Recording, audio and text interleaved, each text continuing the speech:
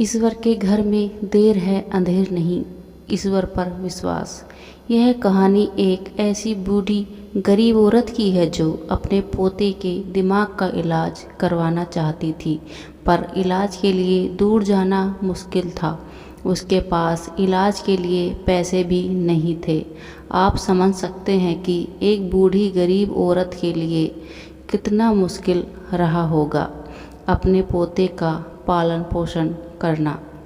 उस बच्चे के माता पिता बहुत पहले ही स्वर्गवासी हो चुके थे। अब उस बूढ़ी औरत को सिर्फ ईश्वर का ही सहारा था। वह रोज ईश्वर की पूजा करती और अपने पोते की सलामती के लिए दुआ मांगती।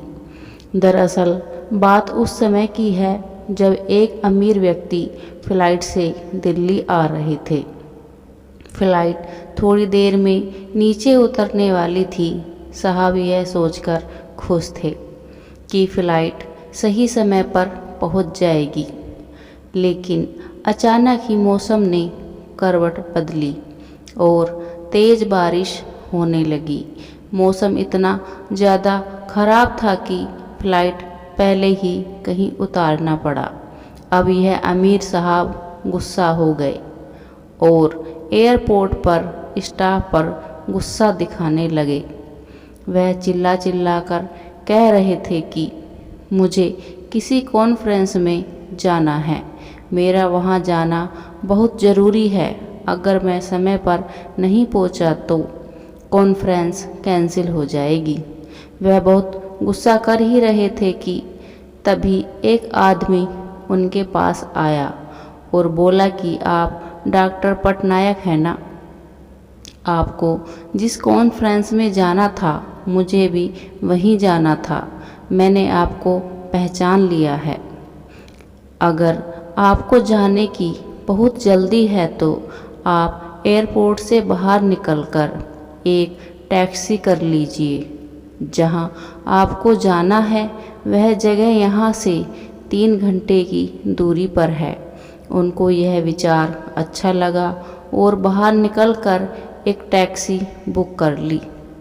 वह टैक्सी ड्राइवर से बोले कि जितनी जल्दी हो सके मुझे इस जगह पर पहुंचा दो, मेरी कॉन्फ्रेंस है।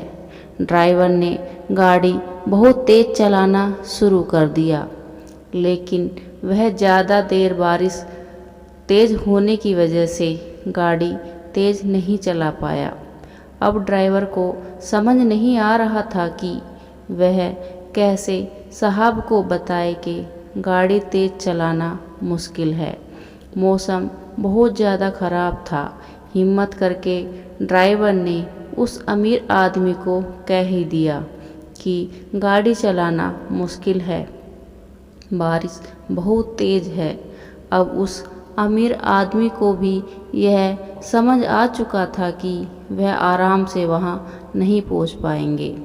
तब उन्होंने ड्राइवर से कहा कि अब वह उन्हें किसी सुरक्षित जगह पर पहुँचा दे, जहाँ वे थोड़ी देर बैठकर बारिश के रुकने का इंतज़ार कर सकें।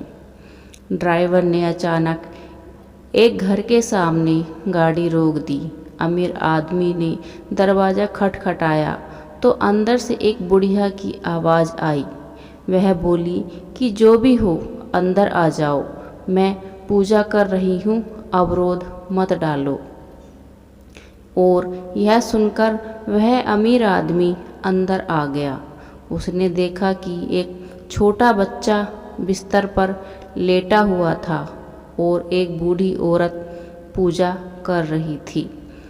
जब बूढ़ी औरत की पूजा खत्म हो गई तब वह आई और बोली कि बारिश से बचने के लिए आए हो, बैठ जाओ, कहो तो चाय बना दूं?